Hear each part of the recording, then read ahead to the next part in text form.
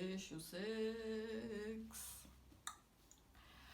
So, I've always found One Granary to be kind of a hard read if you don't have the fashion and art school vocabulary, meaning if you are not part of the cool fashion crowd coming from the top fashion schools in the cool cities, you may read it and probably not really understand what they're talking about.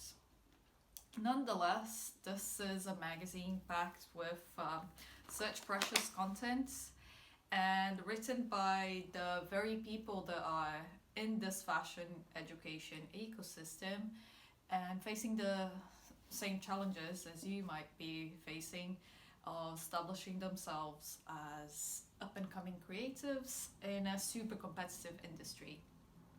And also, it's you only get one magazine per year, so you have time to read it, reread it, and really process all the information.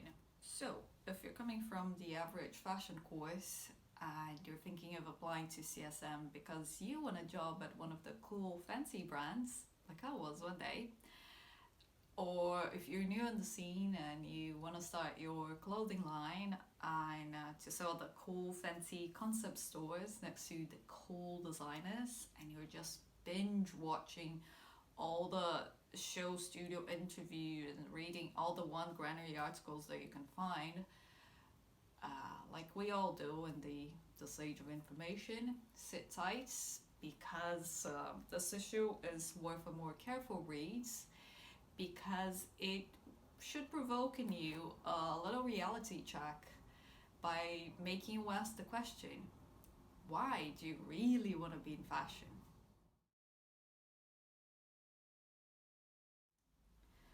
What do you feel passionate about? If you're holding this magazine, it's likely to be something to do with expressing yourself. Something your parents might not entirely understand because it doesn't provide any form of security, be that financial, social, or emotional. It's probably you knew from a young age that this career path would be filled with hardship and rejection, but you never care because it's what you like doing. More than that, it's who you are. Now, ask yourself another question. Why do you feel so passionately about this? Could it be, besides the fact that you genuinely like drawing or writing or making or performing, that you also really enjoy being the artistic one, the talented one, the exception? After all, being part of a niche creative community such as fashion can secure you some serious social capital. In other embarrassingly honest words, it makes you cool. In our society, creative is a coveted label, and the act of bestowing it upon someone is a powerful tool. If you tell someone that they're creative, you are one step closer to convincing them that they should sacrifice themselves for their passion. That self exploitation is a desirable goal. So, creative labor has become a highly valued commodity. In our industry, it is exchanged daily for perks, favors, and most importantly, status. So, from this intro alone, you can only get three important things. So, number one, fashion may not provide you financial security. Number two, you're being drawn into this path because of a very fuzzy ideal that waffles between it's who I am, it's my soul calling, versus you just think you're so much cooler than everyone else and with better taste. And three, because we're all riding on a very romantic ideal, it's common practice in the industry not to pay enough for creative work and even do it in exchange for exposure or because it's an amazing opportunity. Does that mean we're all just fucking stupid and we should just quit this and try to get a job in Google or Microsoft? No, at least not for me. I don't want to live in a world that's got no place for beauty and creativity, but we do need to become smart enough to try and get a more rounded picture of this fashion thing before anything else. So after the introduction, Issue 6 continues with an interview with Giulia Mancetteri, an anthropologist who investigated the toxic working culture in fashion to unveil some disturbing realities of people with seemingly very glamorous jobs. Now, once I start working in fashion, sooner or later we all get some gossip about like who's a major BSer but just got a good PR team, who's an asshole, who's a druggie. But like, please don't be mean spirited with this interview because it's not about gossip.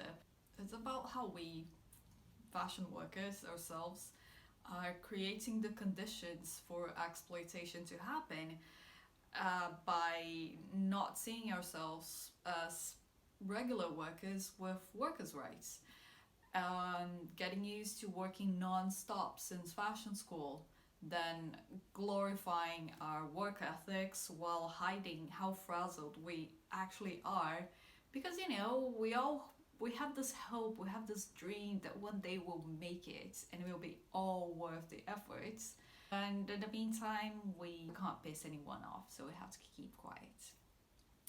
Still on the theme of what creative work's all about, the bulk of this magazine is a series of anonymous quotes. So they could be from any designer that you know and admire, exposing the darker aspects of working in fashion. And again, be nice, don't read it, don't take it as gossip. Plus mini features with 30 designers featuring not their collections or a whole interview, but what actually constitutes the daily work of a designer. So instead of normal editorials, you get to see their creative process. Because it's also the part that's supposed to be fun and where you get to develop new ideas. Of course, it's not their whole portfolio, so you won't know exactly what steps they follow to produce the corresponding collection. But One Granary's made a fabulous job of describing each designer's process in a few paragraphs and then featuring pictures that illustrates it. My tip here is read each one very carefully so you can extract the clues, like how each designer's workday looks like. Do they draw? Do they cut and sew themselves? And if they don't, what else do they do to create their designs? Do they work alone? What kind of pictures are they gathering? How do they use their research? And other weird shit that makes you frown and kind of scratch your head. For example, let's use Christopher Kane, because I also think that's the designer most people will know from this issue. Christopher Kane wants to make clothes that last beyond a single season, both in terms of quality and style. That's why he always asks the same questions. Is this wearable? Do I have something similar in my archive? Have I seen this before? As they work, his sister and business partner Tammy wears a leather blazer from their third collection made over a decade ago. Christopher frequented the CSM library as a student, but his current research process revolves more around museum and archives, his own being his favorite. It's evidence of Louise Wilson's influence. Interest is lazy, and plagiarism is disrespectful. So, not only does he have an archive already, it's an archive of his own collection, so he can use that however he likes, and his team and the factories producing his pieces will already have a point of reference. Christopher and Tammy do all the drawings, but they have separate designers for knitwear, embroidery, and fabrics. They rely on their team to take a concept and run with it, which helps them push the boundaries of their imagination. He sketches with pen and paper, sticking to the same template he's used for more than 5 years now. The pattern cutters know the proportions already. Alright, so besides the archive, he's also got a system going on and a team who gets his system.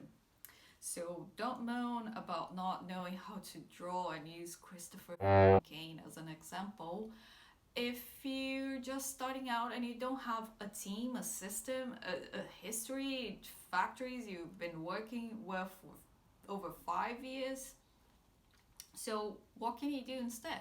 There are many other ways to go about developing your own process, but the absolute red flag here is if you can't see yourself doing any sketching, collaging, draping, or experimenting with other weird shit like you see here, do you really want to be a designer?